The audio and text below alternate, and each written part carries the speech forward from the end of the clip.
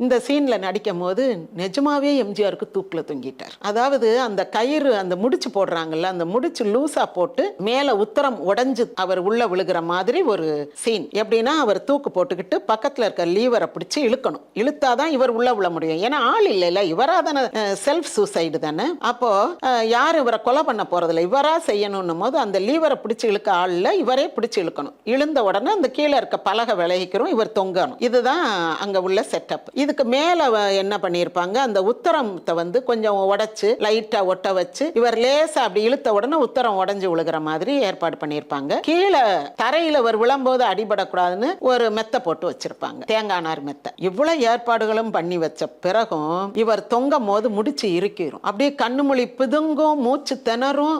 ஒரு செகண்ட் அவரே எழுதியிருக்கிறாரு, நான் என் பிறந்தேன் புக்ல ஒரு 4 பக்கம் இது எழுதியிருக்கிறாரு. அப்படியே ரத்தம்லாம் தலைக்கு போற மாதிரி இருக்கும் விண்ணுன்னு. உடனே நம்பியார் அந்த சீன்ல இருந்த ஒரு ஓடியாந்து ஐயோ நிஜமாவே விழுந்துட்டாப்ல போலயே அப்படின்ட்டு காப்பாத்துறாப்ல. எதுக்கு இந்த சீன்லாம் அப்படின்னு நடிக்க ஒத்துக்கிட்டீங்க அப்படின்னு கேட்கறேன். இதுல ஒத்துக்கிடலன்னு சொன்னா இந்த வாய்ப்பு எனக்கு கிடைக்காது, வேற யாருக்காவது போயிடும். நான் எப்படியாவது எனக்குன்னு ஒரு தொழில் வேணும், அந்த தொழில நான் நின்று நிலை பெறணும் அப்படின்னும் போது எனக்கு வந்து சாய்ஸே கிடையாது. நான் இதுல நடிக்கலாமா வேண்டாமான்றது வாய்ப்பெல்லாம் எனக்கு கிடையாது. அவங்க என்ன சொல்றாங்களோ அதை நான் நடிச்சுதான் ஆகணும் அப்படின்றாரு. விழுந்த உடனே பார்த்தா அதுக்குள்ள ஒரு பாதாள வழி போகுது. அப்புறம் அங்க போனா அவங்க வந்து அதுக்கு பிறகு தப்பிச்சு வர்றாங்க. இந்த மந்திர விளக்கு அதை எடுத்து அதை தேய்ச்சு அந்த குட்டிச்சாத்தான வந்த உடனே குட்டிச்சாத்தா நீங்க என்ன சொல்றீங்களோ அதான் நான் கேட்பேன், நீங்க தான் என்னுடைய எஜமான அப்படின்னு. உடனே நம்பியார் வந்து அந்த இதை தேய்ச்சு மந்திரவாதியை வந்து சிலையாக மாற்றி கற்சிலையாக மாற்றி விட்டு இந்த ராணியை பிடிச்சு ராஜகுமாரி எல்லாம் மீட்டு கொண்டு வந்துருவாங்க.